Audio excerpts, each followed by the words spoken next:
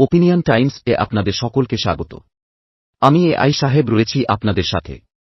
আজ থেকে আইএসএলও শুরু হচ্ছে। যুব ভারতীতে প্রথম ম্যাচে মোহনবাগান খেলবে মুম্বইয়ের বিরুদ্ধে। গত মরশুমে ঘরের মাঠে মুম্বই সিটি এফসিকে হারিয়েই আইএসএলের লিগ শিল্ড জিতেছিল মোহনবাগান। সেই ঘরের মাঠেই কদিন বাদে স্বপ্নভঙ্গ হয় তাদের। মুম্বই প্রতিশোধ নেয় মোহনবাগানকে হারিয়ে আইএসএলের কাপ জিতে। তবে গত মরশুমের থেকে দুই দলেই অনেক পরিবর্তন হয়েছে। হর্হে পেরেরা দিয়াস সহ একাধিক ফুটবল দল বদলে পাড়ি দিয়েছেন বেঙ্গালুরুতে। অন্যদিকে মুম্বই থেকে মোহনবাগানে এসেছেন আপুইয়া। মোহনবাগানও নতুনভাবে শুরু করছে কোচ হোসে মলিনার অধীনে। আনোয়ার আলীকে হারানো ছাড়া তাদের দলে অবশ্য খুব বেশি বদল হয়নি। মলিনা অবশ্য সাফ জানালেন, গত মরশুমে কি হয়েছিল তা তাঁর মাথায় নেই। বৃহস্পতিবার মোহনবাগান তাঁবুতে সাংবাদিক বৈঠকে বলেছেন, গতবারের বেশ কিছু ম্যাচ দেখেছি ঠিকই, কিন্তু এটা নতুন মরশুম, নতুন অধ্যায় শুরু হতে চলেছে। নতুন ফুটবলারেরাও এসেছে। আমি নিজেও ছিলাম না গতবার, তাই পরিস্থিতি সম্পূর্ণ আলাদা। গতবার কি হয়েছে তা মাথাতেই রাখছি না। মোহনবাগান মুম্বই ম্যাচ গত কয়েক বছর ধরেই অন্য মাত্রা পেয়েছে। দুদলেই তারকা ফুটবলার ভর্তি। তবে মোহনবাগানকে এগিয়ে রাখতে রাজি হননি মলিনা। বলেছেন, মানসিকভাবে আমরা তৈরি। দুটো দলের মান একই রকম। মানসিকভাবে আমরা ওদের থেকে এগিয়ে থাকতে চাই। আশা করি কাল মাঠে নেমে আমার ছেলেরা নিজেদের সেরাটাই দেবে।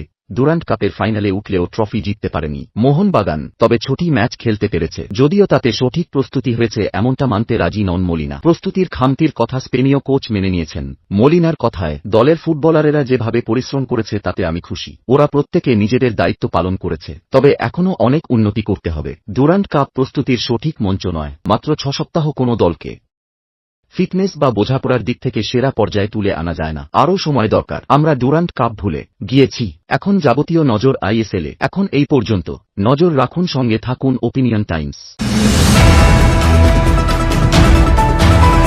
ওপিনিয়ন টাইমসে আপনাদের সকলকে স্বাগত।